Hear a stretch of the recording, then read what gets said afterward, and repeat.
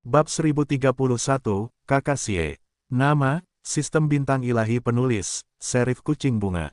Plus mematikan mengatur ulang, www.novelhal.com, pembaruan tercepat dari bab terbaru Sistem Bintang Tingkat Dewa. Awalnya, saudara-saudara keluarga Xie mendengar bahwa Wei Zhengpeng akan mengirim seseorang secara langsung kali ini, dan ingin menjemput di bandara bersama. Namun, karena Wei Zhengpeng tidak yakin saat ini apakah Zhang Yu dapat membantu keluarga Xie kali ini, ia tidak berencana untuk membiarkan saudara-saudara Xie membesar-besarkan masalah tersebut, agar tidak turun dari panggung.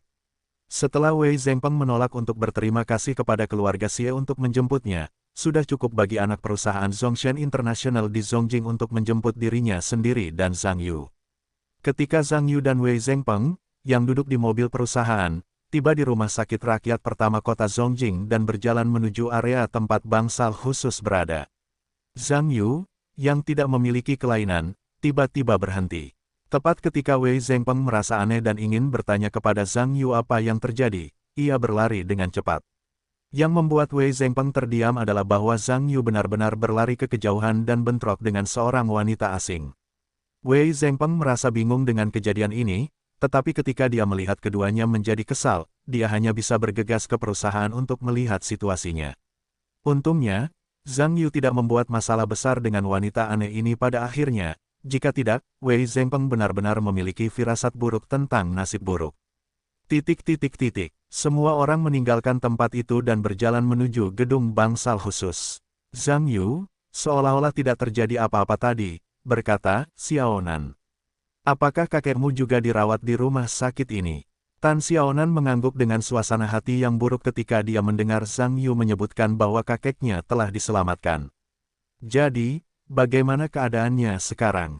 "Baru saja pingsan, dokternya telah diselamatkan sekarang." Zhang Yu melihat Tan Xiaonan dalam suasana hati yang buruk dan menghiburnya. "Xiaonan, jangan terlalu banyak berpikir. Kamu harus percaya bahwa orang Ji memiliki penampilan alami mereka sendiri."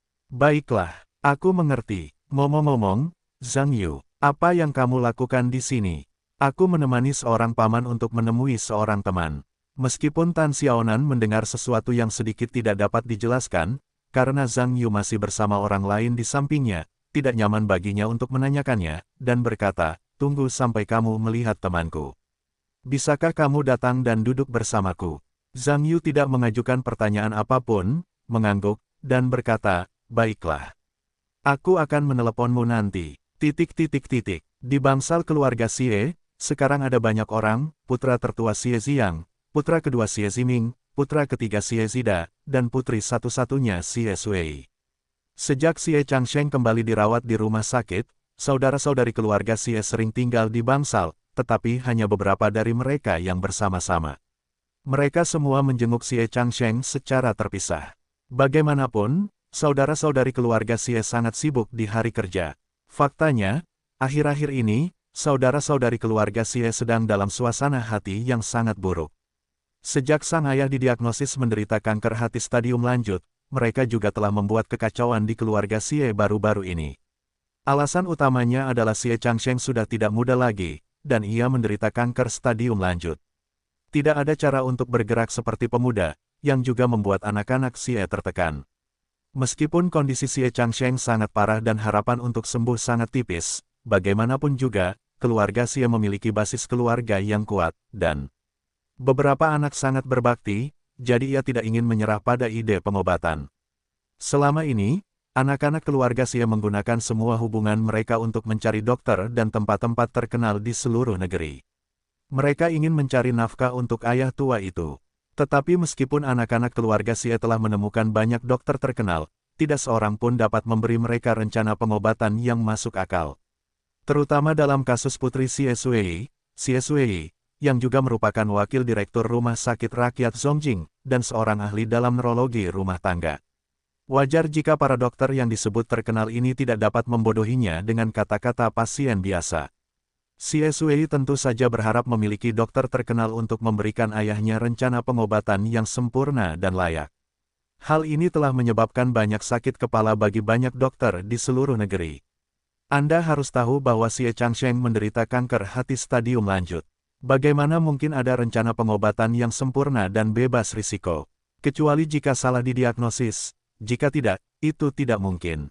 Oleh karena itu, meskipun keluarga Xie menemukan banyak dokter terkenal pada tahap ini, tidak ada hasil yang pasti. Hal ini juga membuat anak-anak Xie, yang sudah agak terbakar, sangat khawatir. Sebenarnya, dalam keluarga biasa, Anda dapat mencoba pengobatan-pengobatan Tiongkok saat ini, tetapi Xie Sui menentang perilaku seperti ini. Meskipun Xie Sui, sebagai wakil presiden rumah sakit, tidak menentang penggunaan pengobatan Tiongkok saat merawat pasien kanker, jika dia membiarkan ayahnya menggunakan pengobatan Tiongkok, dia akan enggan. Bagaimanapun, Xie Sui juga telah bekerja di rumah sakit selama bertahun-tahun. Meskipun dia bukan ahli dalam tumor, dia juga wakil presiden. Tidak sedikit pasien dengan kanker stadium lanjut yang telah dia lihat selama periode tersebut. Dari sudut pandang profesionalnya, hasil dalam pengobatan Tiongkok pada dasarnya itu dianggap sebagai pengabaian total terhadap pasien. Oleh karena itu, Xie Sui tidak ingin menjatuhkan hukuman mati kepada ayahnya di saat-saat terakhir. Dia juga ingin memperjuangkannya. Namun, bukan Xie Sui, melainkan kakak laki-laki Xie Ziyang yang mempertemukan semua orang. Berita itu, tentu saja, adalah berita baik. Wei Zhengpeng, Presiden Zhongshan International, membantu keluarga Xie menemukan seorang tabib dewa. Ia akan datang ke sini untuk menemui Xie Changsheng sore ini. Berita itu dapat dikatakan membuat ketiga bersaudara keluarga Xie sangat bahagia.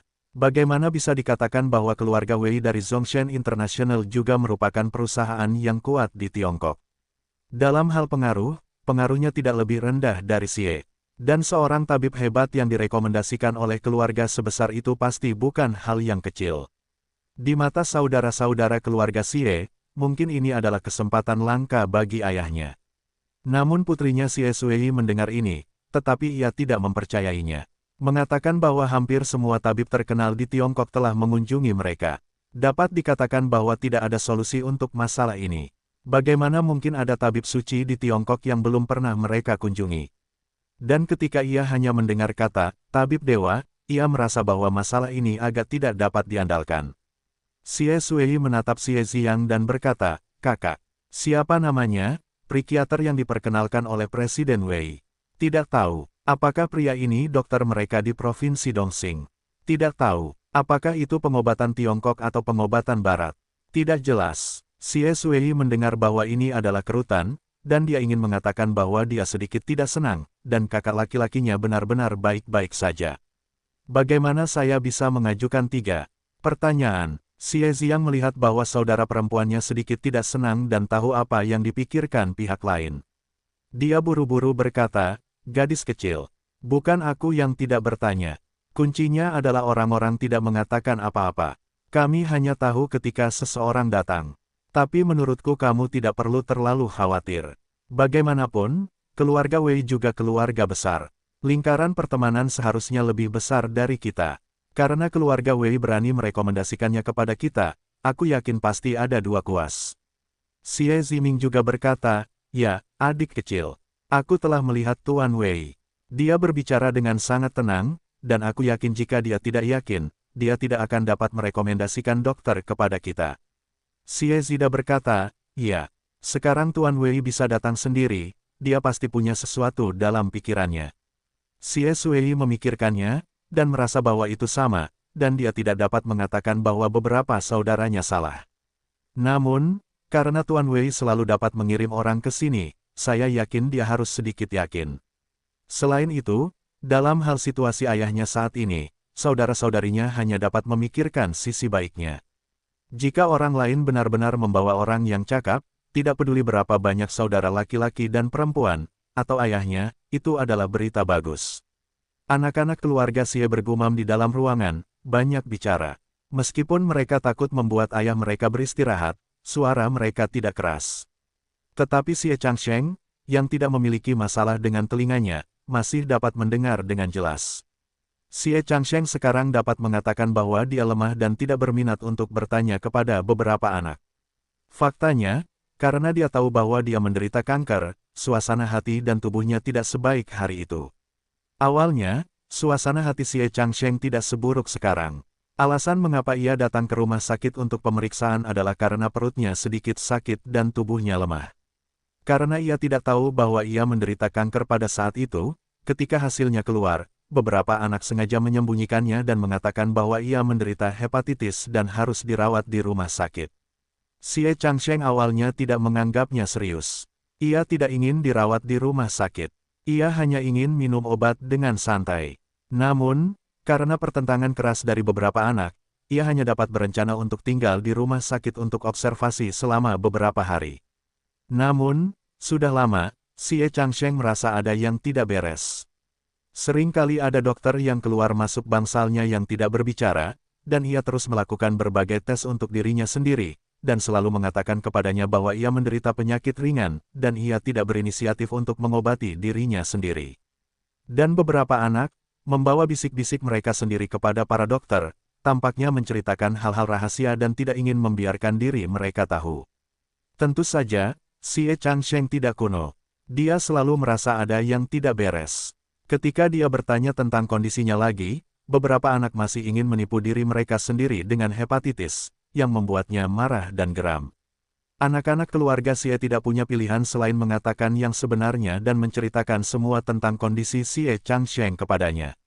Ketika Xie Changsheng tahu bahwa dia sebenarnya berada dalam stadium lanjut kanker hati, suasana hatinya seolah jatuh ke dasar lembah seperti roller coaster. Xie Changsheng mengatakan bahwa ada juga seorang putri yang berasal dari seorang dokter profesional, dan secara alami tahu apa arti kanker stadium lanjut. Terus terang, bagaimana bisa disembuhkan, bagaimana bisa disebut terlambat, ini disebut terlambat, terus terang saja, artinya meninggalkan pekerjaan. Meskipun Xie Changsheng sedih, dia hendak turun di stasiun. Namun, manusia memiliki naluri untuk bertahan hidup, termasuk dirinya sendiri. Dalam hatinya, dia berharap untuk memiliki kesempatan lagi. Terlebih lagi, Xie Changsheng tahu bahwa dia dan orang biasa memiliki beberapa perbedaan. Pertama-tama, saya kaya. Sekarang mereka begitu kaya, jika seseorang dapat menyelamatkan diri mereka sendiri, uang bukanlah masalah sama sekali, dan mereka bersedia menghabiskan sejumlah uang. Kedua, selain uangnya sendiri, dia juga memiliki seorang putri yang merupakan wakil presiden sebuah rumah sakit besar di Zongjing. Dengan cara ini, selain memiliki uang, ada juga spesialis yang melihat diri mereka sendiri. Dengan popularitas putrinya di sistem rumah sakit, menemukan ahli onkologi yang kuat untuk melihat dirinya sendiri bukanlah masalah sama sekali. Jadi berbicara tentang dua hal ini, kelebihan bawaan dari barang-barang tak terlupakan orang biasa telah menjadi sedotan penyelamat hidup bagi Xie Changsheng, dan dia juga memiliki sedikit harapan bahwa dia dapat terus hidup. Namun seiring berjalannya waktu, Xie Changsheng menemukan bahwa segala sesuatunya tampaknya tidak sesederhana yang dia kira sebelumnya. Dengan status putri mereka di sungai dan danau serta sumber daya keuangan keluarga yang kuat, anak-anak mereka juga telah merekrut banyak dokter untuk memeriksa diri mereka sendiri, tetapi tidak ada yang dapat menjamin apapun tentang kondisi mereka. Bahkan sejumlah besar orang merekomendasikan perawatan konservatif untuk diri mereka sendiri. Mungkin pada awalnya, Xie Changsheng tidak mengerti arti dari perawatan konservatif. Tetapi setelah bertanya kepada putrinya berulang kali, saya tahu bahwa arti dari perawatan konservatif tidak dapat disembuhkan. Tidak ada bedanya dengan menyerah pada perawatan dan mencari rencana perawatan placebo. Mulai saat ini, Xie Changsheng baru saja merasakan betapa berharganya memiliki tubuh yang sehat. Jika Anda tidak punya uang, Anda dapat menghasilkan lebih banyak uang. Jika tubuh yang sehat hilang, bahkan jika Anda punya uang, Anda hanya akan menatapnya. Seiring berjalannya waktu, rasa sakit Xie Changsheng di tubuhnya menjadi semakin parah, ditambah dengan peningkatan tajam dalam tekanan psikologis, membuat tubuhnya semakin buruk setiap hari. Karena tidak ada rencana perawatan yang aman dan layak, ia hanya bisa hidup dengan obat penghilang rasa sakit untuk saat ini. Lagi pula, ada lebih banyak obat penghilang rasa sakit dan seringkali energi lemah, yang membuat Xie Changsheng tidak berminat untuk berpartisipasi dalam diskusi tentang penyakitnya. Meskipun dia juga berharap menjadi dokter terkenal dari surga, jejak terakhir akal sehatnya mengingatkannya bahwa ide ini tidak berbeda dari melamun. Sudah. Zhang Yu dan rombongannya memasuki gedung bangsal kebutuhan khusus. Tan Xiaonan berpisah dari yang lain dan pergi ke lantai yang berbeda. Karena Zongshen International saat ini sedang mendiskusikan kerjasama dengan Changsheng Group, manajer anak perusahaan telah datang ke rumah sakit beberapa kali untuk menyambut Xie Changsheng, jadi dia juga sangat akrab dengan lokasi bangsal Xie. Beberapa orang di keluarga Xie bergumam tentang kondisi ayahnya saat ini. Tiba-tiba dia mendengar suara pintu bangsal, mendongak, dan melihat Wei Zhengpeng berjalan masuk bersama beberapa orang. Selamat datang, selamat datang. Wajah Xie Ziyang menunjukkan senyum, datang dan berjabat tangan dengan Wei Zhengpeng, dan berkata, Jenderal Wei sangat sibuk sehingga dia bisa datang ke Zongjing secara langsung. Xie benar-benar berterima kasih. Xie Xiong sopan. Wei Zhengpeng tersenyum dan berkata, sebenarnya, Xie sakit parah. Sebagai keponakan muda, Wei seharusnya datang untuk menjenguknya sejak lama. Namun, pekerjaan perusahaan terlalu sibuk. Akhir-akhir ini, dia tidak mampu untuk dilahirkan. Jangan salahkan saudaraku karena bersikap kasar. Bagaimana mungkin? Xie Ziyang berbicara dan melihat orang-orang di sekitar Wei Zhengpeng. Sebenarnya, yang paling ingin dia ketahui sekarang adalah bahwa dokter terkenal itu belum datang. Xie Ziyang mengenal Tuan Zhou dan sopirnya, yang berada di anak perusahaan Zongshen di Zongjing, karena dia telah melihat pasangan itu beberapa kali dan tahu bahwa mereka tidak mungkin dokter dewa. Meskipun Zhang Yu tidak mengenalnya, dia tampak terlalu muda. Rasanya dia seharusnya menjadi putra atau keponakan Wei Zhengpeng, dan itu tidak mungkin dokter dewa. Apakah sulit bagi dokter dewa untuk datang bersama Wei Zhengpeng? Meskipun Xie Ziyang sangat cemas, tetapi agar tidak tampak terlalu ceroboh tentang kesalahan ini, dia tidak terburu-buru untuk menanyai dokter, tetapi mulai memperkenalkan saudara laki-laki dan perempuannya kepada Wei Zhengpeng. Dengan senyum di wajahnya, Wei Zhengpeng menyapa saudara laki-laki dan perempuan lainnya di keluarga Xie dengan salam sederhana. Xie Ziyang bertemu dengan beberapa orang dan secara resmi saling mengenal. Kemudian dia memperkenalkan Wei Zhengpeng ke tempat tidur dan memperkenalkannya kepada ayahnya yang sudah tua, Xie Changsheng terbaru sistem bintang tingkat dewa. Xie Changsheng awalnya ingin duduk dengan sopan dan berbicara dengan pihak lain, tetapi Wei Zhengpeng melihatnya tetapi buru-buru berhenti, berkata, Xie Lao Gui memiliki tubuh. Mari kita berbaring dan beristirahat dengan baik. Zheng Peng adalah keponakan dari generasi selanjutnya. Xie Lao tidak perlu terlalu pasif. Marah. Ngomong-ngomong, ayah saya meminta saya untuk membawakan Anda pesan. Saya harap Xie Lao dapat merawat yang sakit dengan baik, dan ketika tubuh Anda sehat, ayah saya akan datang berkunjung secara langsung. Petik 2. Xie Changsheng, yang baru saja minum obat penghilang rasa sakit, dapat merasa lemah dan hanya dapat mengatakan bahwa dia lemah. Wei adalah seorang pengusaha terkenal dan Xie juga terkenal sejak lama, tetapi dia menderita karena tidak ada kesempatan untuk bertemu. Sangat disesalkan, tubuhnya buruk, dan saya tidak tahu apakah akan ada kesempatan untuk bertemu Wei Lao di masa depan. Berbicara tentang ini, memikirkan penyakitnya, Xie Changsheng tidak emosional. Wei Zhengpeng tertawa, Xie Lao, kamu beruntung sekali. Lagi pula, ayahku memintaku datang jauh-jauh, hanya untuk memperkenalkan guru Xing Lao kepada Xie Lao. Pada saat yang sama, aku harap kamu tidak terlalu sedih, perahu ke jembatan secara alami akan lurus. Selama itu bukan saat-saat terakhir, jangan berkecil hati. Xie Changsheng bahkan merasa nyaman ketika mendengar ini, dan mengangguk, dan berkata, kalau begitu Simu ingin mengucapkan terima kasih kepada Wei tua. Wei Zhengpeng berkata bahwa dia memikirkan Zhang Yu di sampingnya, dan berkata, ya, Xie Lao. Izinkan aku memperkenalkanmu, ini Zhang Yu. Setelah itu, aku menoleh untuk melihat Zhang Yu, dan berkata, Zhang Yu. Ketua grup Changsheng yang terkenal ini adalah Xie Changsheng dan Tuan Xie Lao. Sampaikan salamku, Xie Lao. Zhang Yu mengangguk sambil tersenyum. Tentu saja Xie Changsheng tidak tahu mengapa Wei Zhengpeng memperkenalkan seorang pria muda kepadanya dengan begitu formal, tetapi mengangguk karena sopan, dan berkata, baiklah, semuanya silakan duduk. Bangsal Xie Changsheng sangat besar. Semua orang mendengar bahwa mereka menemukan tempat duduk dan duduk. Zhang Yu dan Wei Zhengpeng duduk bersama. Manajer Zhou dan pengemudi tidak cukup memenuhi syarat dan hanya bisa berdiri di samping. Xie Ziyang, setelah Wei Zhengpeng duduk, juga berencana untuk langsung masuk, berkata, Jenderal Wei. Saya tidak tahu dokter dewa yang ingin Anda perkenalkan kali ini, kapan Anda bisa datang? Wei Zhengpeng ditanya sejenak, lalu tersenyum, dan berkata, oh, dia ada di sini. Zhang Yu yang saya perkenalkan kepada Anda sekarang adalah dewa yang ingin saya perkenalkan. Hehe, dia adalah ahli pengobatan. Titik titik titik. Apa? Titik titik titik. Anak-anak keluarga Xie mendengar ini, termasuk Xie Changsheng, tercengang. Hampir pada saat yang sama, semua refleksi terkondisi memandang Zhang Yu, dan dia tidak bisa mempercayainya.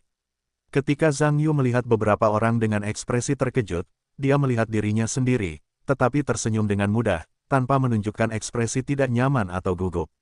Tetapi bagi orang-orang di keluarga Xie, ini sungguh tidak dapat dipercaya. Jadi apa sebenarnya yang dimaksud Wei Zhengpeng dengan menggambarkan anak laki-laki berbulu seperti itu sebagai dokter dewa? Mengatakan bahwa hari April Mop sudah lama berlalu, membuat lelucon ini sedikit berlebihan. Faktanya, saat ini, jangan bicara tentang orang-orang dari keluarga Xie. Bahkan manajer Zhou dan sopirnya dari cabang Zhongshan International memiliki mata yang besar. Jika bukan karena orang di depan kita, itu memang Wei Zhengpeng, dan keduanya benar-benar berpikir bahwa presiden sedang minum obat tikus dan kejang otak untuk datang untuk berterima kasih kepada keluarga. Ruangan itu anehnya sunyi untuk sementara waktu. Keluarga Xie memiliki mata yang sedikit besar dan mata yang kecil, dan saling memandang, tetapi pada saat yang sama semua orang melihat keraguan di hati mereka. Xie Ziyang tertegun cukup lama, lalu berkata dengan sedikit malu, Tuan Wei, apakah Anda yakin ini bukan lelucon bagi kami? Ini, Tuan Zhang ini, benar-benar memperkenalkan Anda kepada ayah saya untuk menemui seorang dokter ajaib. Tentu saja, Wei Zhengpeng memahami keterkejutan beberapa orang di pihak lain. Sebenarnya, jika keluarganya dan keluarga Xie bertukar posisi, mereka pasti terkejut ketika mereka tidak mengetahui sebab dan akibat dari hubungan tersebut. Jadi mereka hanya dapat menjelaskan dengan senyuman, kakak Xie salah paham padaku. Sebenarnya Xie Lao menemui dokter untuk hal sebesar itu, bagaimana mungkin aku bercanda denganmu? Zhang Yu memang orang yang sangat baik, dan dapat dikatakan juga bahwa dia adalah satu-satunya dokter yang kukenal. Hanya mungkin dalam hal ini, untuk membantu mereka di rumahmu. Kalau tidak, aku tidak akan dapat menyewa pesawat dan ikut dengannya secara pribadi. Orang-orang di keluarga Xie memiliki mata yang sedikit besar dan mata yang kecil ketika mereka mendengar ini. Tidak apa-apa untuk mengatakan bahwa Wei Zhengpeng berkata demikian. Apa yang dikatakan orang-orang itu juga merupakan Presiden Zhongshan International. Tidak mungkin ada tujuan lain bagi orang yang sibuk itu untuk membawa orang menemui ayahnya. Memikirkan semua orang di keluarga Xie, mereka hanya dapat mengunci mata mereka pada Zhang Yu lagi. Sebenarnya, jika Zhang Yu adalah orang setengah baya, bahkan jika dia tidak memiliki reputasi profesional, beberapa orang mungkin tidak dapat meragukannya. Alasan utamanya adalah istrinya masih muda, dan bahkan yang muda agak keterlaluan, dan bahkan mengatakan bahwa itu sama sekali tidak dapat diandalkan. Xie Sui berpikir sejenak, atau akan menjelajahi bagian bawah sisi lain, dan berkata, saya tidak tahu rumah sakit mana yang biasanya Tuan Zhang kunjungi. Zhang Yu tersenyum dan berkata, saya tidak bekerja di rumah sakit. Xie Sui mengerutkan kening, dan berkata, saya tidak tahu mahasiswa kedokteran mana yang lulus dari Tuan Zhang. Apa gelarnya sekarang? Saya tidak kuliah di Universitas Kedokteran. Tidak punya gelar, saya masih SMA. Saya tidak percaya ketika mendengar ini dari keluarga Xie, anak ini masih SMA. Wei Zhengpeng benar-benar menemukan seorang siswa SMA dan datang menemui Xie Changsheng untuk mengobati kankernya. Ini hakim terbaik di dunia, oke. Orang-orang di keluarga Xie menjadi muram ketika mereka menemukannya. Bahkan Xie Changsheng, yang terbaring di ranjang rumah sakit, mengerutkan kening. Sekarang bahkan dia meragukan mengapa keluarga Wei membuat lelucon seperti itu. Pikiran Xie Changsheng juga melayang, jika dia tidak ingat bahwa dia telah menyinggung Wei Zongyuan di masa lalu. Bahkan keduanya belum pernah bertemu. Tidak ada konflik dalam bisnis. Mengapa keluarga Wei terlibat dalam hal-hal ini?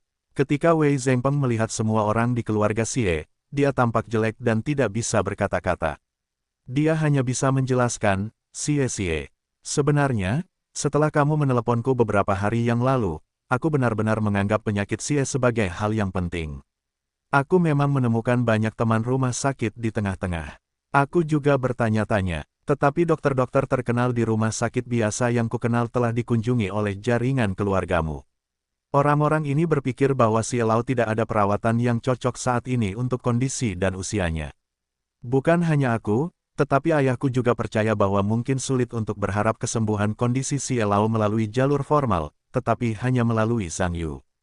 Itu beredar, tetapi ada orang-orang dengan keterampilan medis yang tinggi, Xie Lao dapat memiliki kesempatan.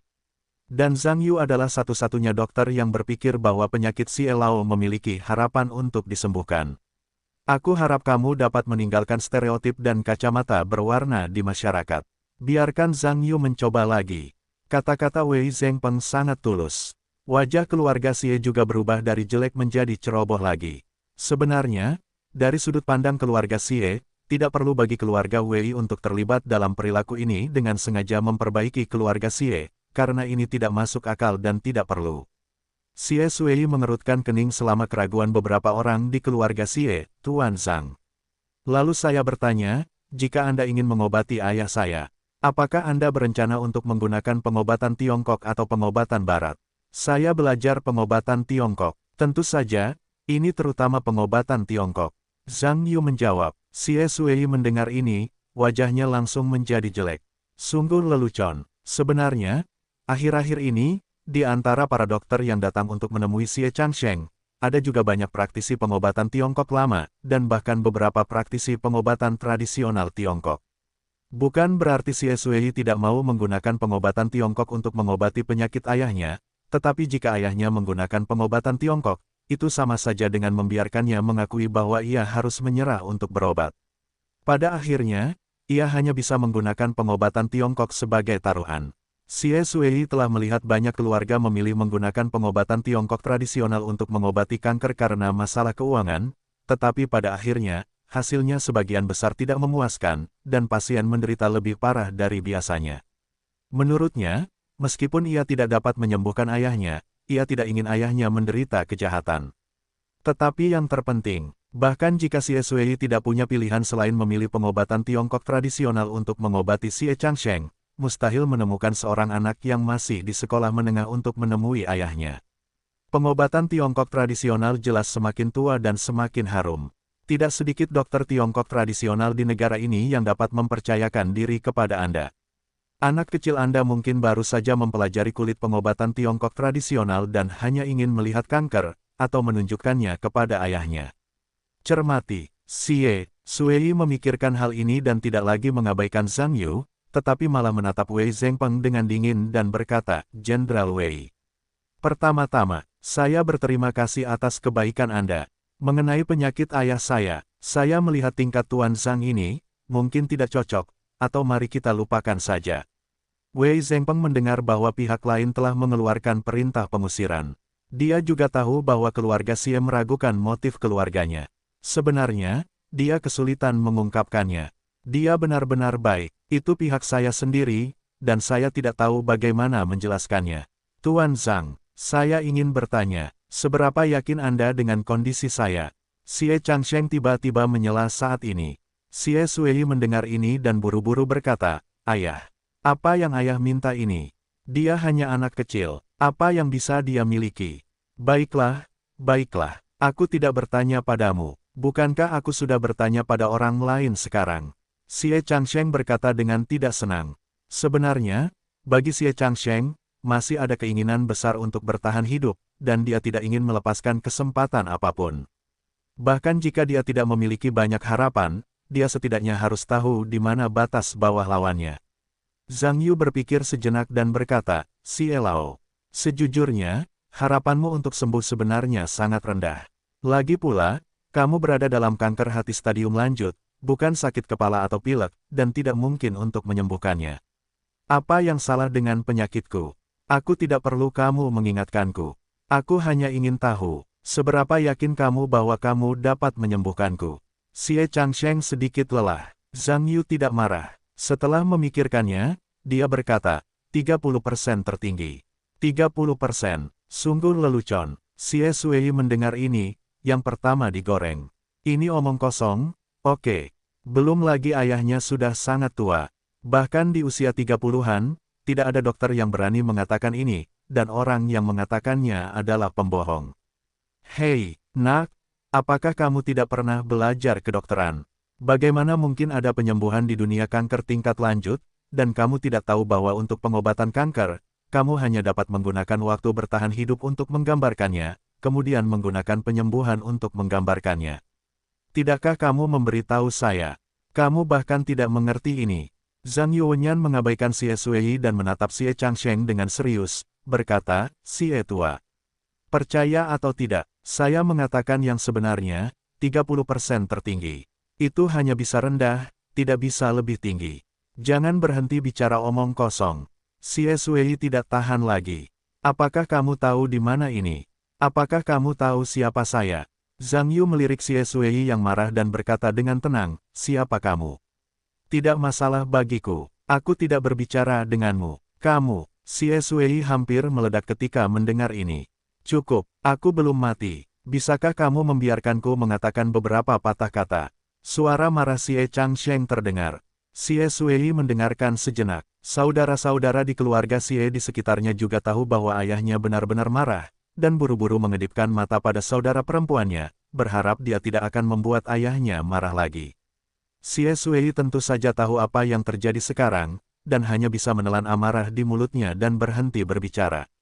Tuan Zhang, kalau begitu saya ingin bertanya, jika Anda dapat membantu saya dengan perawatan kali ini, berapa biaya yang Anda butuhkan untuk konsultasi ini?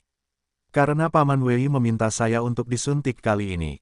Perawatan medisnya bisa lebih murah. Jika tidak dapat disembuhkan, saya hanya akan mengenakan biaya 10 juta. Jika disembuhkan, biayanya paling tidak 1 juta, tetapi Paman Wei bisa lihat. Saya tidak perlu membayar di muka, tetapi saya hanya akan menjual jika Anda setuju. Beberapa anak Xie mendengar ini, seolah-olah mereka salah dengar. Satu persatu, mereka tidak percaya dengan apa yang mereka dengar. Sungguh lelucon. Biaya pengobatan 1 miliar. Uang ini cukup untuk 100 pasien kanker stadium lanjut. Mungkinkah anak ini menjadikan keluarga Xie sebagai kepalanya, memikirkan uang dan menjadi gila? Sial, apakah kamu memperlakukan keluarga Xie sebagai orang bodoh? Xie Zida marah. Kamu tidak melihat tempat apa ini? Kamu berani mengatakan sepatah kata pun kepada singa kita di rumah Xie. Xie Ziming juga tidak bisa menyembunyikan amarahnya.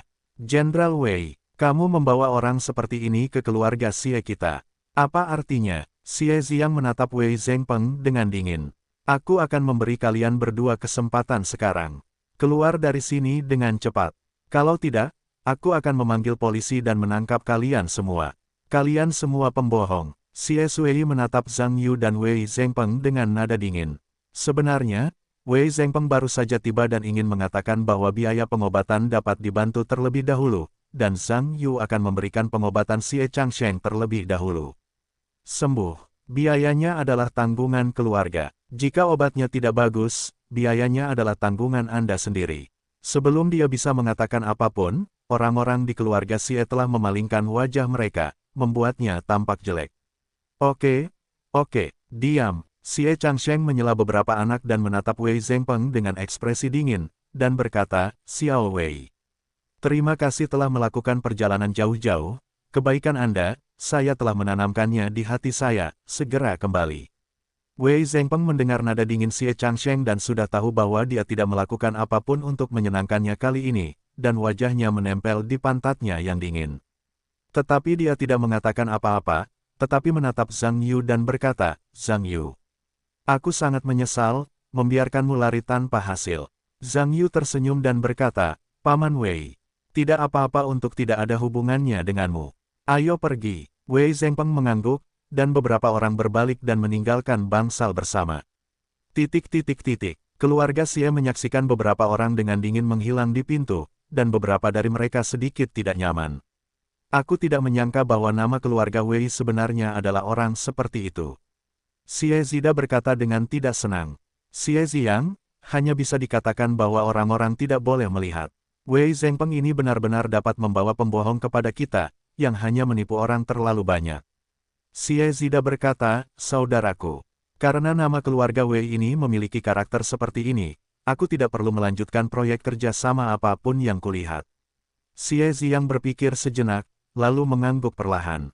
Meskipun proyek kerja sama antara kedua belah pihak sangat besar, jika integritas pihak lain benar-benar nyata, tidak perlu bekerja sama.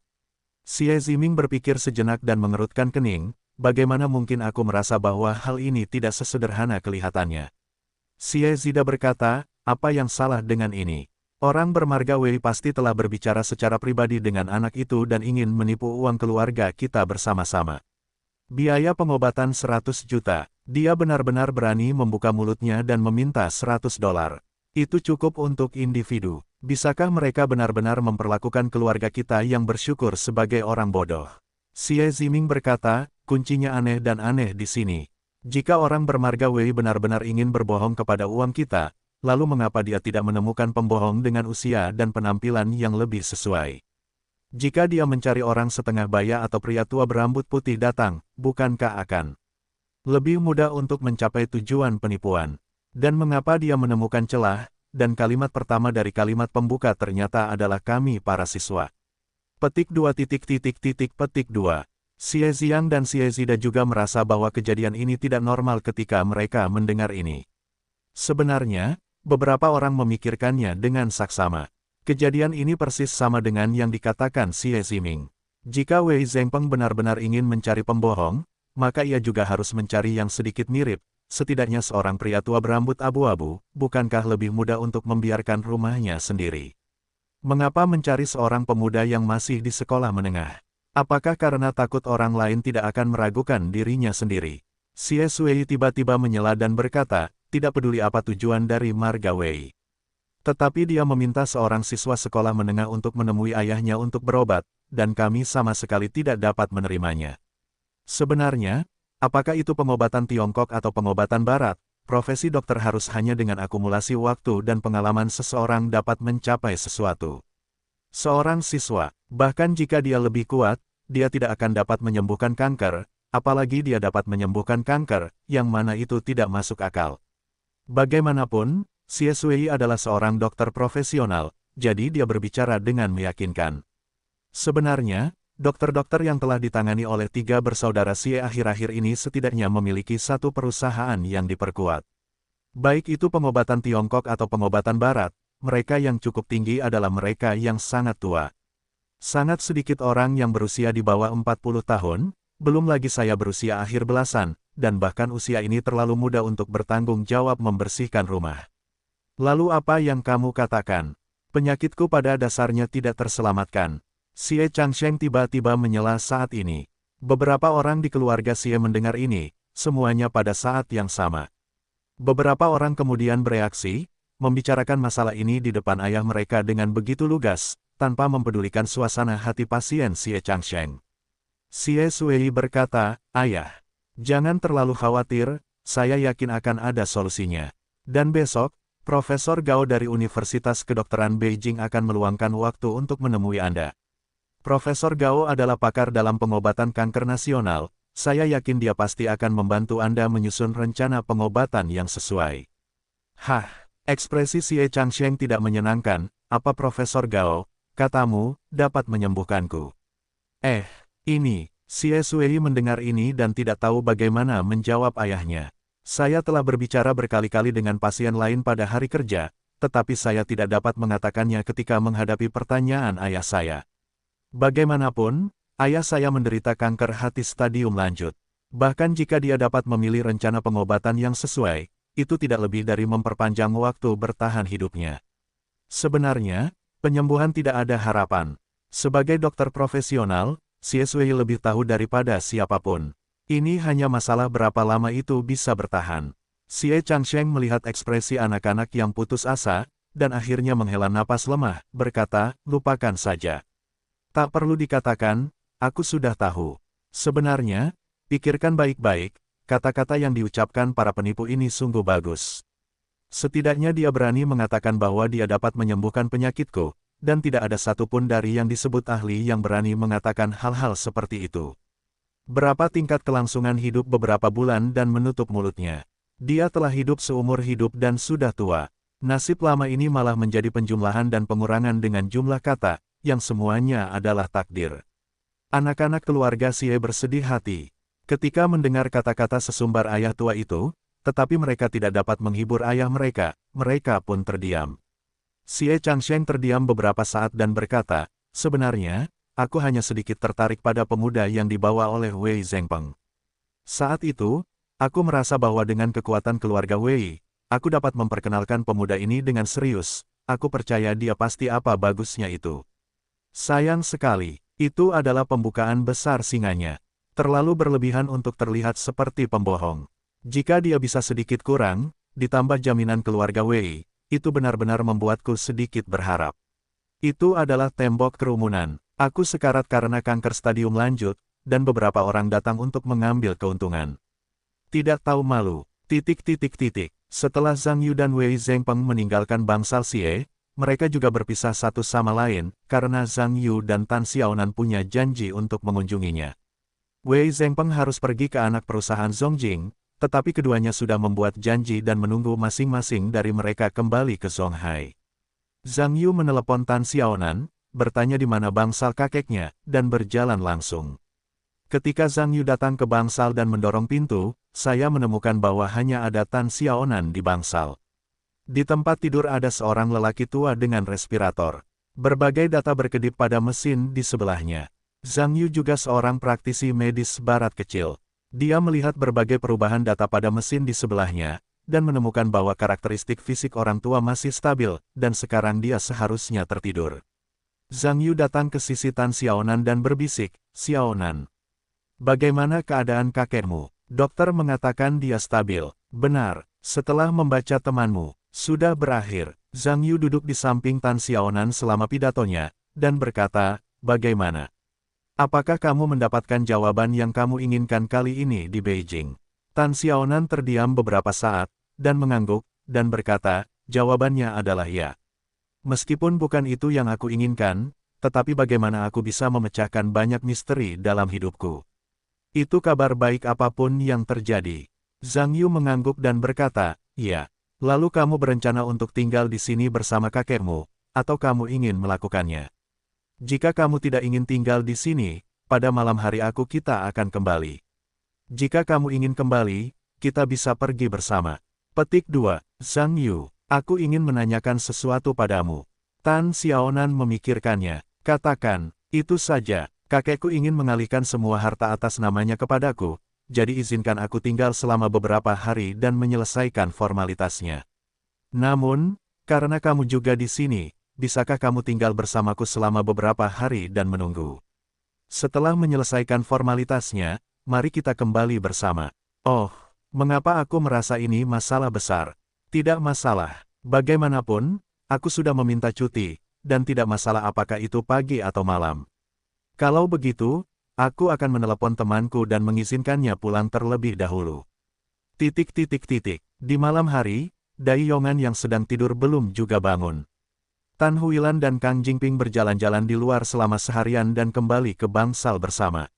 Tan Huilan melihat Zhang Yu juga muncul di bangsal, tentu saja, sangat terkejut.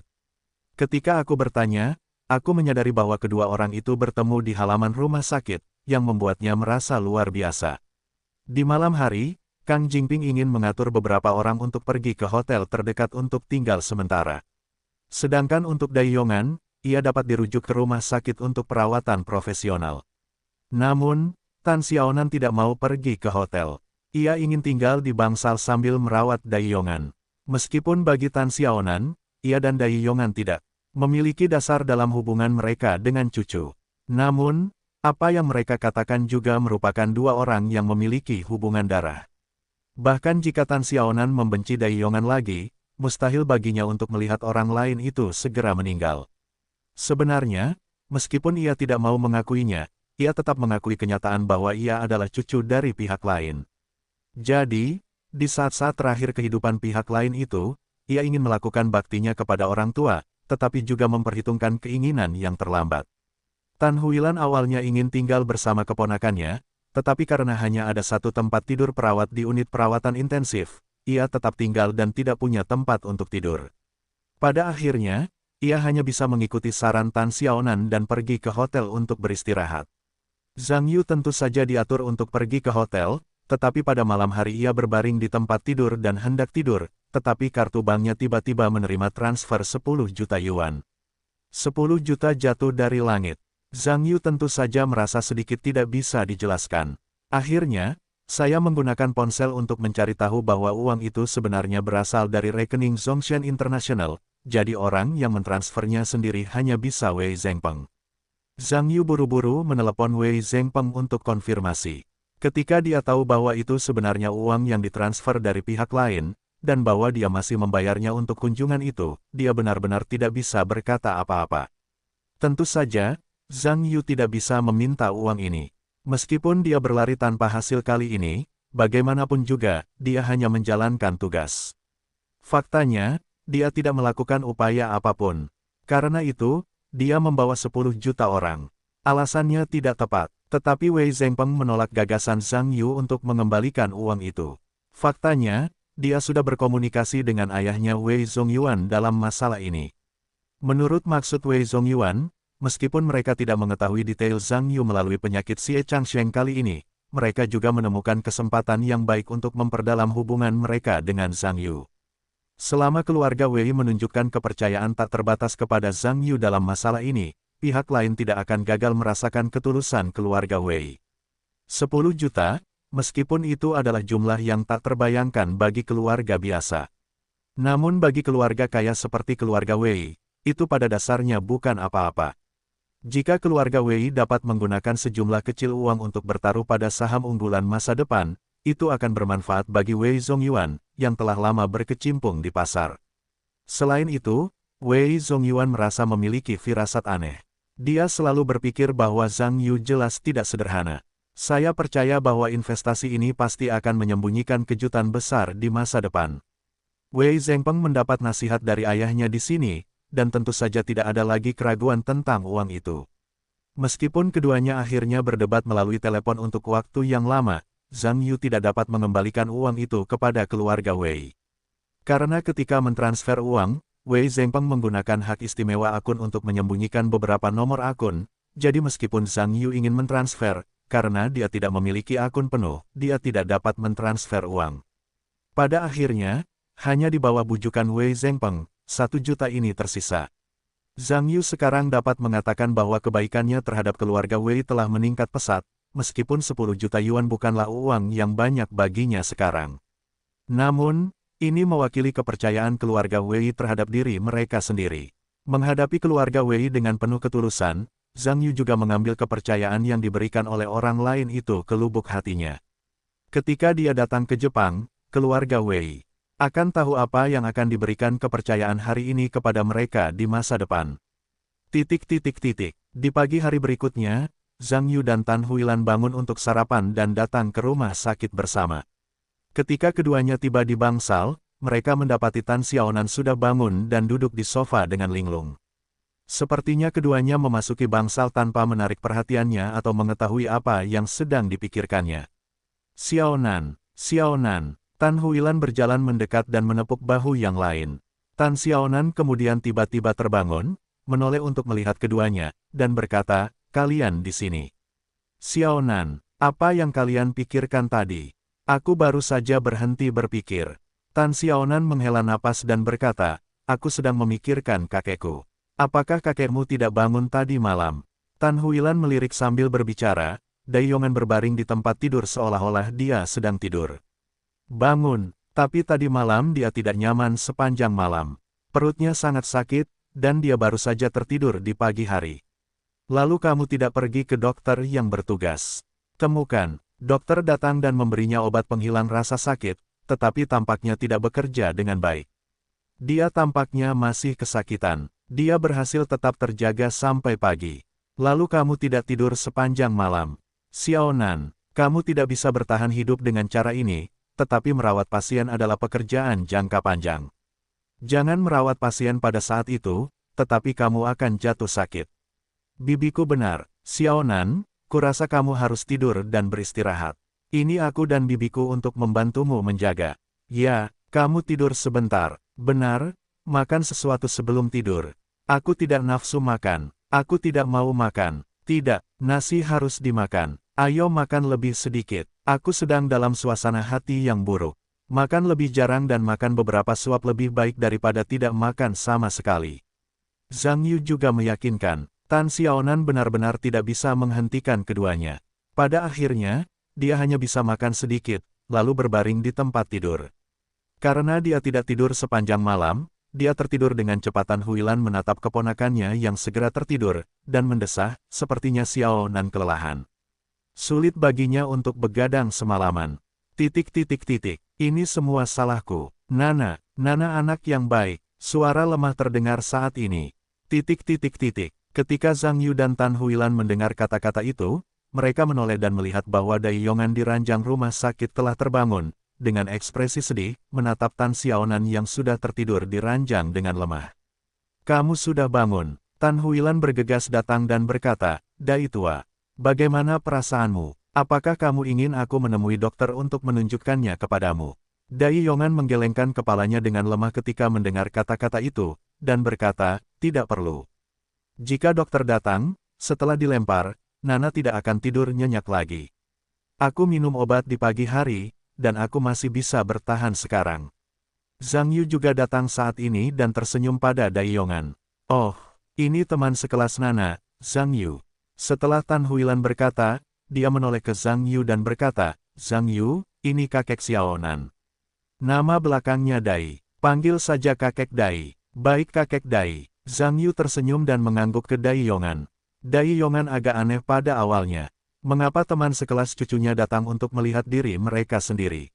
Tetapi kemudian aku memikirkannya, dan juga tersenyum, dan menggelengkan kepalaku dengan senyum pahit, dan diam-diam berkata bahwa cucuku cukup prematur, tetapi tidak peduli seberapa jauh dari wajah cucu perempuan itu, dia juga harus bersikap baik satu sama lain, dan tertawa, Xiao Zhang. Terima kasih sudah datang jauh-jauh untuk menjengukku. Aku sakit parah kali ini, dan aku mungkin masih hidup selama beberapa hari. Aku akan masuk sekolah di masa depan. Aku akan mengganggumu untuk mengganggu dan merawat Nana. Nana anak ini menderita, dan para tetua di keluarga kita belum memenuhi tanggung jawab mereka. Memalukan, kakek Dai, yakinlah, Xiaonan dan aku adalah teman yang sangat baik. Aku biasanya lebih menjaganya. Tan Huilan juga tertawa, kamu mungkin tidak mengenal Dai Dai.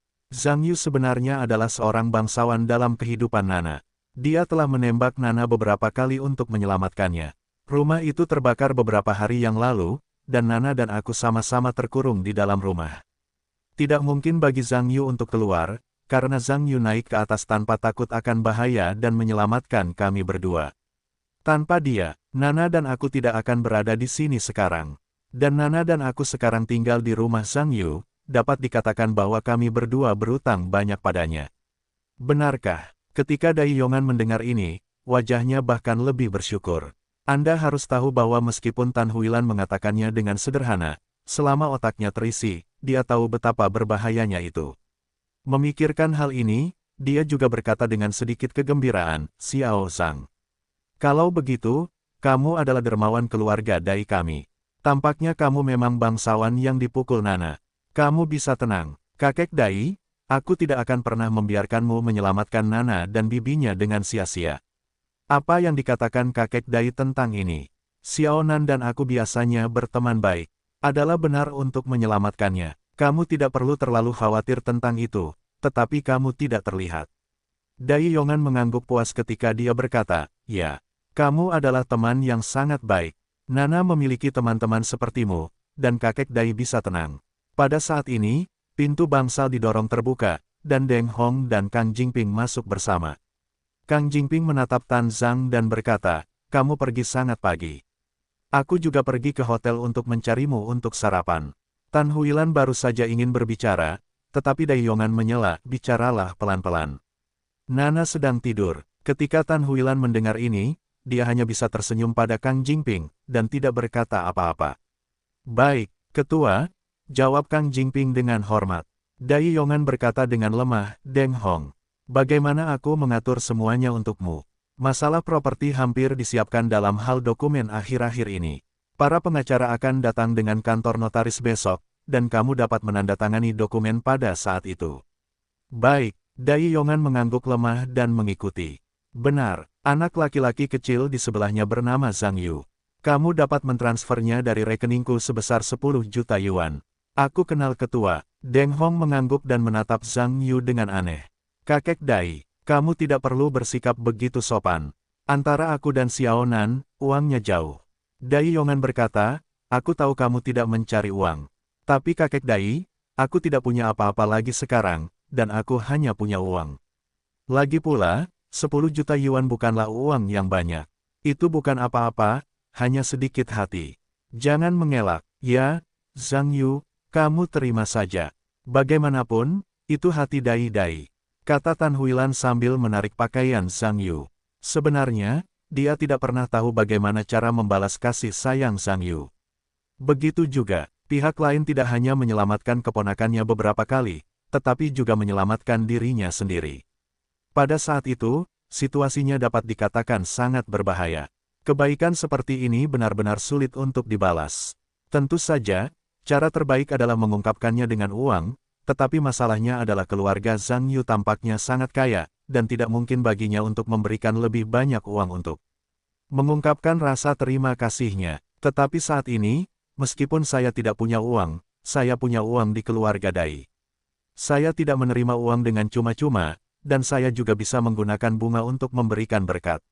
Kenapa tidak? Zhang Yu melihat Tan Huilan menarik dirinya secara diam-diam, tentu saja mengetahui bahwa pihak lain bermaksud bahwa dia ingin menerima uang tersebut. Karena merasa agak tidak pantas, Zhang Yu dan Dai Yongan menepisnya lagi, tetapi pada akhirnya, Dai Yongan yang tidak mengacaukannya, akhirnya harus menerima uang tersebut. Setelah menyelesaikan pekerjaannya, Dai Yongan dan Deng Hongkang Jingping menjelaskan beberapa hal. Keduanya meninggalkan bangsal bersama-sama dan pergi bekerja secara terpisah. Setelah keduanya pergi, semangat Dai Yongan Qiang juga menghilang seketika, dan rasa sakit di tubuh bagian dalam mengalir keluar lagi, dan wajah menyakitkan yang membuatnya kembali adalah keringat. Melihat ini, Tan Huilan buru-buru berkata, Dai Lao, sakit, biarkan aku pergi ke dokter untukmu. Dai Yongan menggelengkan kepalanya dan berkata, tidak apa-apa, aku masih bisa memaksa. Biarkan Nana tidur sebentar, lalu pergi ke dokter. Tan Huilan tahu bahwa Dai Yongan tidak ingin dokter dan perawat membangunkan Tan Xiaonan yang sudah tertidur, dan dia juga tersentuh. Meskipun saya tidak begitu menyukai keluarga Dai selama bertahun-tahun, saya tidak dapat menahan diri untuk mengatakan bahwa Dai Yongan memiliki perasaan yang dalam terhadap cucu perempuan ini. Pada akhirnya, saya hanya dapat mengatakan bahwa dia membuat perbedaan dan membangun keluarga yang seharusnya saling menghormati dan bermartabat. Seperti inilah kelihatannya sekarang. Zhang Yu datang ke tempat tidur saat ini, menarik bangku dari tempat tidur, tersenyum setelah duduk, dan berkata, Kakek Dai, biarkan saya memeriksanya untuk Anda. Zhang Yu sendiri merasa tidak ada yang salah dengan mengatakan ini, tetapi dia mendengar Dai Yongan dan Tan Huilan keduanya tercengang pada saat yang sama, apa yang ingin Anda lihat. Zhang Yu melihat wajah mereka berdua aneh, dan tentu saja tersenyum, sebenarnya, aku tahu sedikit pengobatan Tiongkok. Kamu bisa membantu denyut nadi Dai Daihao dan lihat apakah kamu bisa membantuku. Tan Huilan pernah melihat Zhang Yugang memijat Tan Xiaonan sebelumnya. Dia mengira Zhang Yu ingin menggunakan pijat tradisional Tiongkok untuk membantu Dai Yongan menghilangkan rasa sakitnya dengan satu klik. Terburu-buru, Zhang Yu, orang tua itu menderita kanker stadium lanjut, bukan terkilir atau semacamnya. Pijat pengobatan Tiongkokmu seharusnya tidak digunakan. Zhang Yu tahu bahwa pihak lain telah salah paham, dan tertawa, bibiku.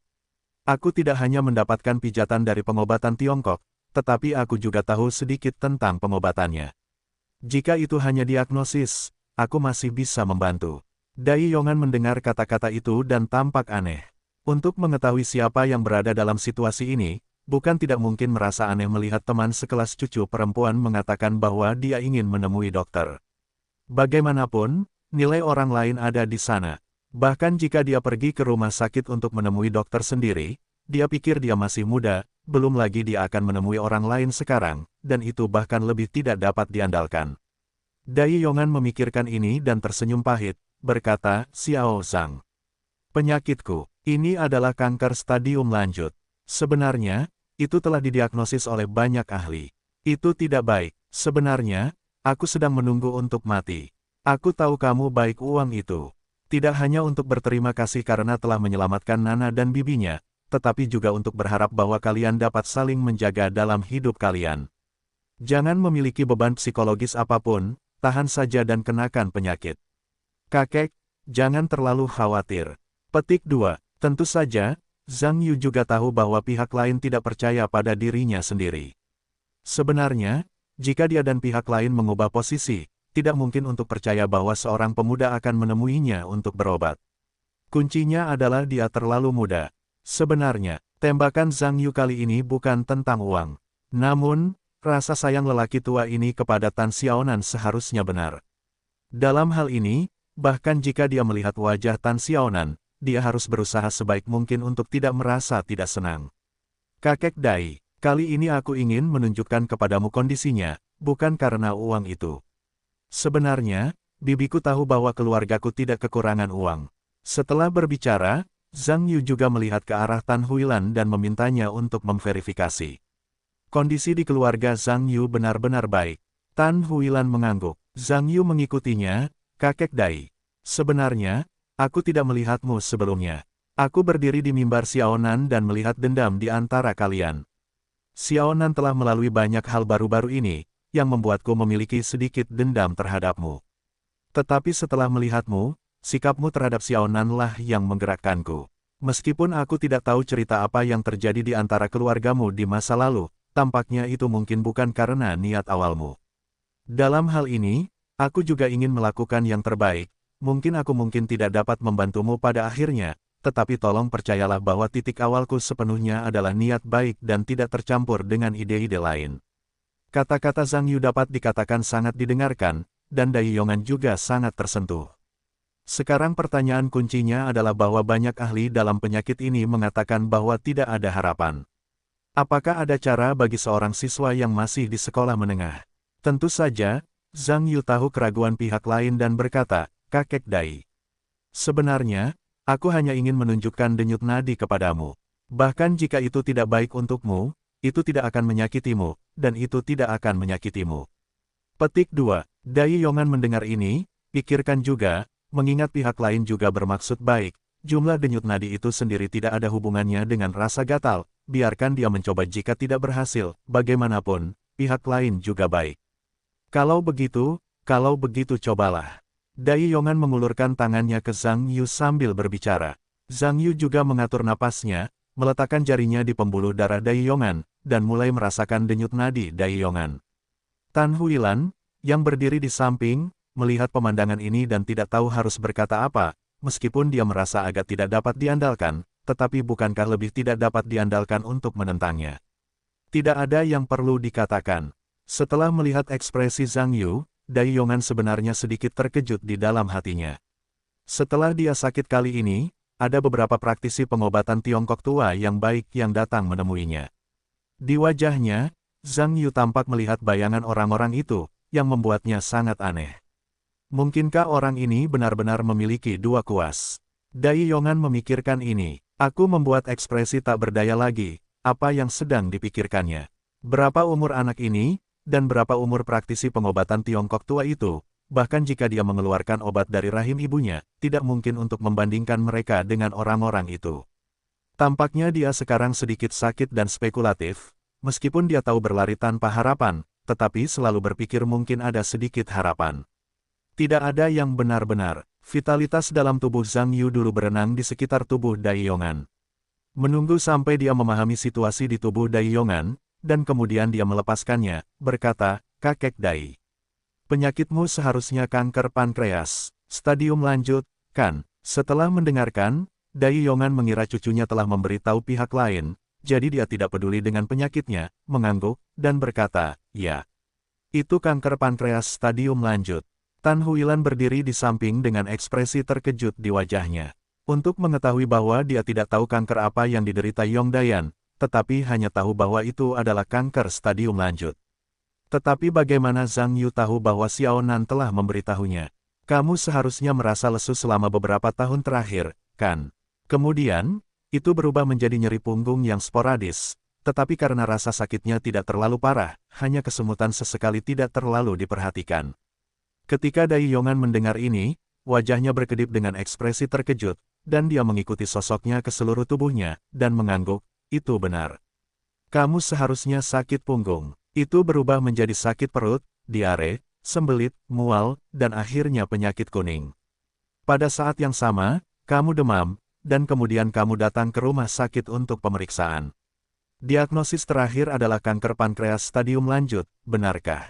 Dai Yongan melihat Zhang Yu seolah-olah dia adalah harta keluarga, dan ekspresinya serius lagi, dan dia mengangguk, dan berkata, kamu benar. Itu benar. Sebenarnya, Dai Yongan sudah terkejut dengan konsultasi Zhang Yu. Terlalu aneh untuk mengetahui bahwa orang lain baru saja menyentuh pembuluh darahnya sendiri. Harus diketahui bahwa hanya sejumlah kecil dokter ini yang mampu memprediksi serangan mereka secara akurat.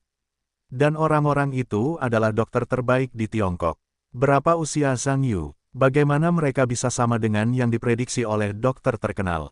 Itu sungguh luar biasa. Tentu saja, Dai Yongan tidak mengesampingkan bahwa orang lain dapat mendukung semua penyakit ini.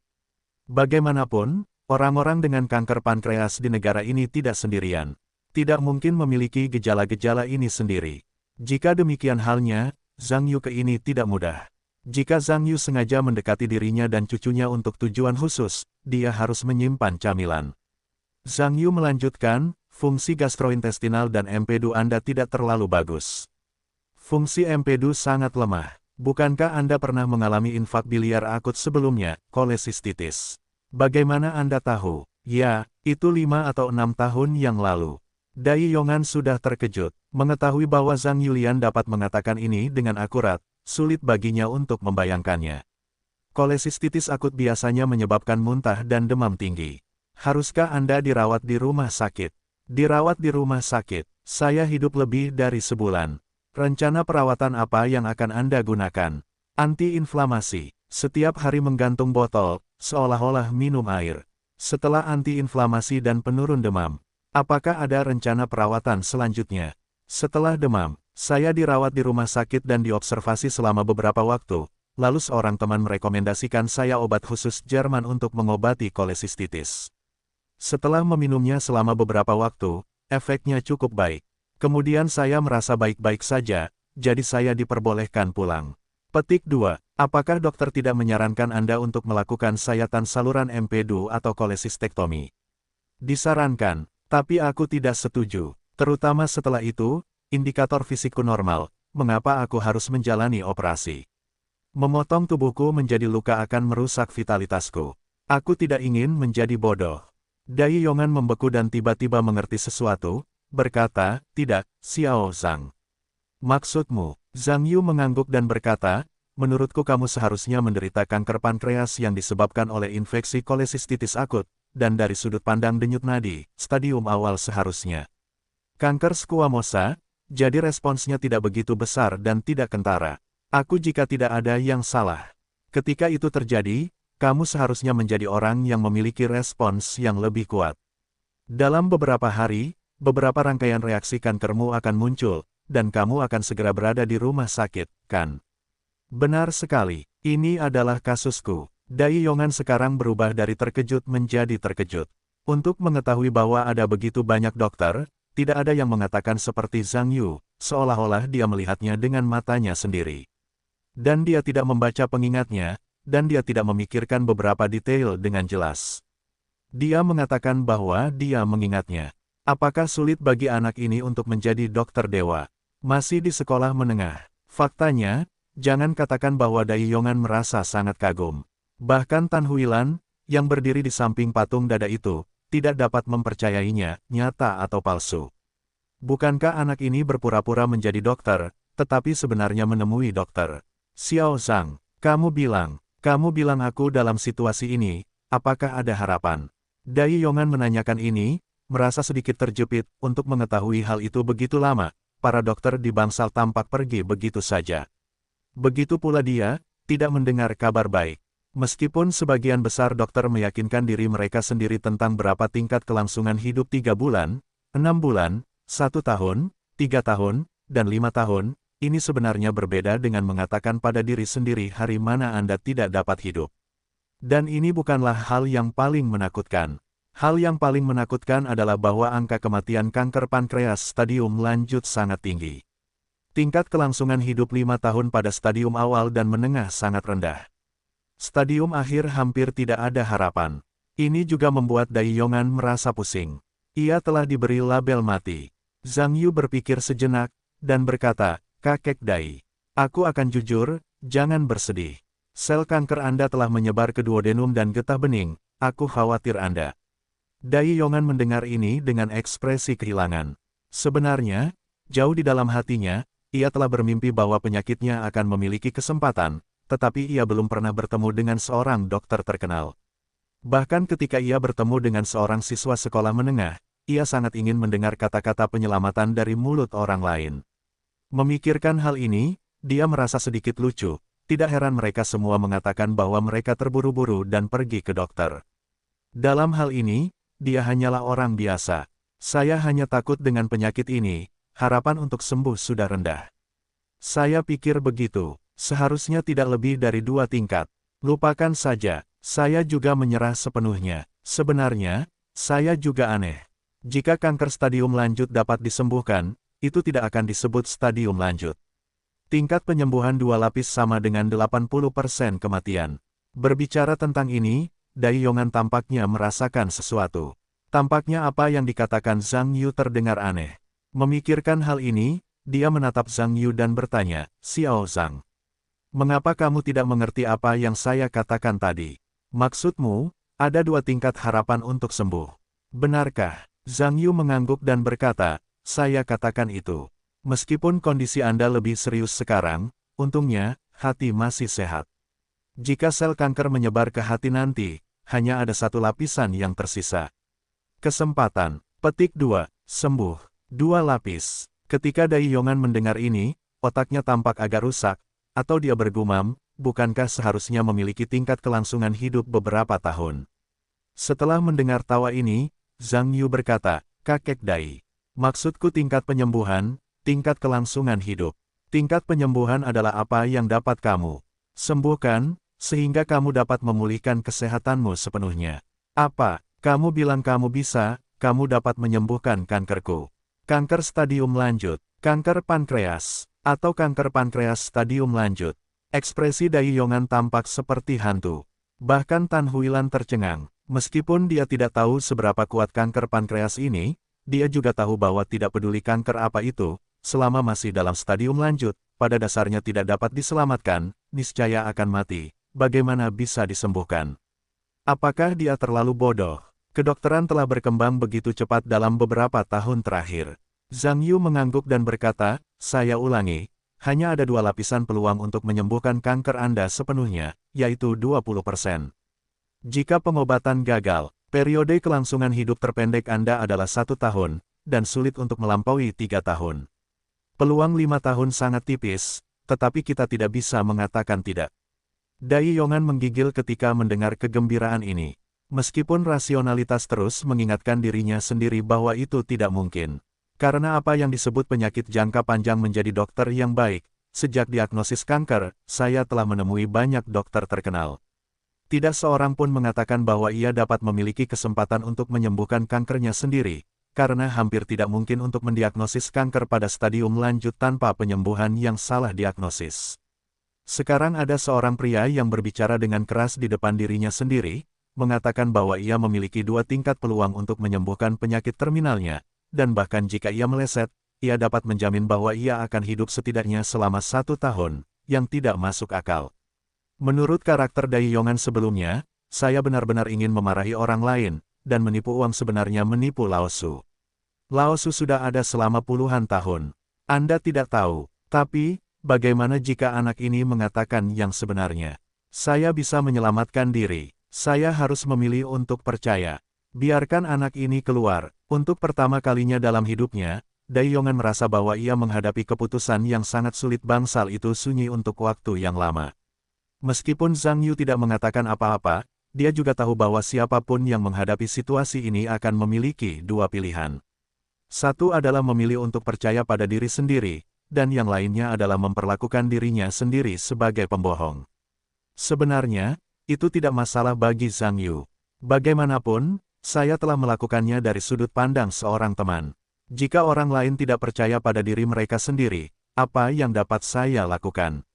Saya tidak dapat mengeluarkan pisau dan memaksa orang lain untuk mempercayainya. Saya tidak begitu membosankan. Tan Huilan berdiri di samping, meskipun dia hanya melihatnya dengan tenang, dan dia bukan pihak yang terlibat. Tetapi dia juga berpikir, jika dia dan Dai Yongan bertukar posisi, haruskah dia memilih untuk mempercayai Zhang Yu? Sebenarnya, dari logika orang normal, tentu saja, Zhang Yu tidak akan dipercaya. Pertama-tama, pihak lain terlalu muda, dan Anda mungkin berpikir bahwa Anda masih muda ketika Anda melihat keluarga pasien, apalagi merawat orang lain, itu tidak mungkin. Namun, itu dinilai dari sudut pandang orang asing. Tan Huilan ingin mengatakan bahwa kontak dengan Zhang Yu bukanlah 1 atau 2 hari. Dia sekarang sangat mempercayai Zhang Yu, mengetahui bahwa dia bukanlah tipe orang jahat. Maka hanya ada satu pilihan, pihak lain mungkin benar-benar memiliki 2 pukulan. Dan saya benar-benar ingin membantu. Faktanya, misteri Zhang Yu sering disebutkan oleh keponakannya, dan orang lain adalah tipe orang yang merasa lebih misterius semakin mereka menghubungi, jadi Tan Huilan merasa bahwa jika dia adalah dirinya sendiri, dia pasti akan mempercayai orang lain tanpa syarat. Pikiran Dai Yongan juga terganggu oleh rasa sakit yang menggelitik di tubuhnya, yang membuatnya bergerak. Benar, Anda dapat menggunakan ini untuk mencoba level Zhang Yu. Jika pihak lain dapat membantu dirinya sendiri untuk sementara waktu, maka dia membuktikan bahwa dia adalah seorang dokter ilahi. Jika dia bahkan tidak dapat menghentikan rasa sakitnya, maka apa yang disebut cetak biru besar yang dilukis oleh pihak lain hanyalah menggambar kue untuk memuaskan rasa lapar. Saya tahu bagaimana memilih. Dai Yongan memikirkan hal ini, dan berkata, Zhang Yu, tubuhku benar-benar sakit. Apakah ada cara yang bagus untuk membantumu? Aku bisa menghentikan rasa sakit dan membuatku merasa lebih baik. Zhang Yuanyan tersenyum dan berkata, tidak masalah. Namun, aku menggunakan akupuntur untuk menghilangkan rasa sakit. Kamu seharusnya tidak keberatan. Tidak apa-apa jika kamu datang. Dai Yongan sekarang juga memegang prinsip perjudian, memecahkan toples. Setelah melihat pihak lain setuju, Zhang Yu tidak mengatakan apa-apa, tetapi berkata kepada Tan Huilan, kakak, tolong kunci pintunya. Tan Huilan mengangguk ketika dia mendengar apa yang dia katakan. Bagaimanapun, dia percaya pada Zhang Yu, dan dia percaya bahwa pihak lain tidak akan pernah melewatkannya. Zhang Yu duduk bersama Dai Yongan dan mengeluarkan kotak aluminium kecil dari sakunya. Setelah membukanya, beberapa jarum akupuntur medis yang belum dibuka ditempatkan di dalamnya. Ketika Dai Yongan dan Tan Huilan melihat Zhang Yuzheng mengeluarkan beberapa jarum, dia tidak terkejut, apakah anak ini benar-benar akan sembuh. Jika Anda tahu bahwa Anda tidak akan sembuh, siapa yang biasanya dapat membawa barang-barang seperti itu di saku Anda sendiri? Tentu saja, Zhang Yu tidak akan menjelaskan apapun kepada keduanya. Ketika dia mengeluarkan 9 dari mereka, dan kemudian meminta Dai Yongan untuk melepaskan bajunya, dan kemudian membawa keterampilan uniknya sendiri, denyut nadi dingin. Zhang Yu pertama-tama menggunakan gas jarumnya untuk mengalir di atas jarum. Ketika badan jarum mulai melayang dingin dan perlahan membeku, dia dengan cepat menusukkan jarum ke tubuh Dai Yongan. Udara dingin memasuki tubuh Dai Yongan sepanjang jarum perak, dan membiarkan sisi lain mengambil refleks mendengkur. Anda harus tahu bahwa perasaan ini sangat ajaib. Mungkin beberapa detik yang lalu, Dai Yongan ragu apakah Zhang Yu akan sembuh. Tetapi ketika dia merasakan hawa dingin di tubuhnya, dia sudah tahu bahwa orang-orang muda di sisi yang berlawanan jelas bukan orang biasa, dan tidak mungkin bagi orang biasa untuk melakukan ini. Zhang Yu terus-menerus menusukkan jarum ke kepala, leher, dada, dan punggung Dai Yongan. Dengan merangsang keluarnya udara dingin, respons meridian terhadap sistem nyeri berkurang. Cepat, Dai Yongan terkejut saat mendapati bahwa kesemutan yang terputus-putus di tubuhnya berangsur-angsur melemah, dan akhirnya dia tidak bisa lagi merasakan sedikit pun rasa sakit. Meskipun tubuhnya masih lemah, rasa sakit yang paling mengerikan telah sepenuhnya hilang. Tuhan punya mata, Dai Yongan sudah tahu bahwa dia benar-benar bertemu dengan seorang dokter dewa kali ini. Kejutan semacam itu tak terlukiskan. Zhang Yu menyelesaikan jarum untuk Dai Yongan, mencabut jarumnya, dan tertawa, kakek Dai. Apakah kamu masih bisa merasakan sakit sekarang? Tidak sakit, sama sekali tidak sakit. Aku merasa baik-baik saja. Zhang Yu, metode akupunkturmu lebih kuat daripada obat penghilang rasa sakit. Ini sungguh menakjubkan. Dai Yongan terkejut. Ketika Tan Huilan melihat keterkejutan di wajah Dai Yongan, dia juga tahu bahwa Zhang Yu benar-benar akan sembuh. Dia juga tidak bisa menyembunyikan rasa penasarannya dan buru-buru berkata, bagaimana Zhang Yu melakukan ini? Apakah aku baru saja bercinta beberapa kali seperti ini? Apakah semua penyakit Dai Lao baik-baik saja? Bagaimana mungkin? Zhang Yu mendengar ini dan menggelengkan kepalanya dan tersenyum. Setelah membuang jarum bekas ke tempat sampah selama percakapan, dia berkata, aku hanya menggunakan metode khusus. Melindungi tubuh kakek Dai dari mengirimkan saraf nyeri ke otak. Itu hanya sinyal. Otak tidak dapat merasakan sakit jika tidak menerima sinyal-sinyal ini. Tetapi itu hanya cara untuk menghentikan air mendidih. Itu sebenarnya tidak membantu untuk pengobatan, dan otak tidak dapat menyerap sinyal nyeri. Umpan balik dari lesi akut juga tidak tepat waktu. Faktanya, tidak ada manfaatnya, jadi penyakit kakek Dai harus diatasi secara mendasar. Harus diobati secepatnya. Pada saat ini, Dai Yongan sudah sangat yakin pada Zhang Yu dan buru-buru berkata, kalau begitu, cepat bantu aku. Zhang Yu berkata, kakek Dai, jika kamu benar-benar ingin aku merawatmu untuk pengobatan, maka kamu harus mematuhi semua pengaturanku pada rencana pengobatan. Apapun yang aku minta kamu lakukan, kamu akan melakukannya. Jangan bertanya dan membantah, kalau tidak, aku tidak akan menembak. Baiklah, aku mendengarkanmu. Selama kamu bisa menyembuhkanku, kamu bisa membiarkanku melakukan apa saja. Dai Yongan mengangguk cepat, lalu bersumpah untuk menjamin. Kakek Dai, kalau begitu, aku harus mengatakannya lagi. Penyakitmu adalah kanker stadium lanjut. Peluang untuk sembuh hanya 2 lapis, artinya, ada 8 lapis peluang. Kamu tidak dapat menyembuhkannya. Itu tidak hanya mengandung semangatmu sendiri. Kemauan, yang juga mengandung keberuntungan, dapat dikatakan sangat diperlukan. Kamu dapat yakin, aku juga ingin mengerti. Masalah besarnya adalah mati. Kematian dini, kematian lambat, atau kematian bagaimanapun juga. Daripada kehilangan yang menyakitkan, lebih baik aku berjuang bersama. Semangat acara besar masih ada. Zhang Yu mendengar senyuman dan berkata, sebenarnya, meskipun obatnya tidak manjur, kamu tidak bisa langsung mati. Tidak masalah untuk hidup beberapa tahun lagi. Tetapi saat itu kamu telah kehabisan vitalitas dan tidak ada harapan untuk sembuh. Sekarang,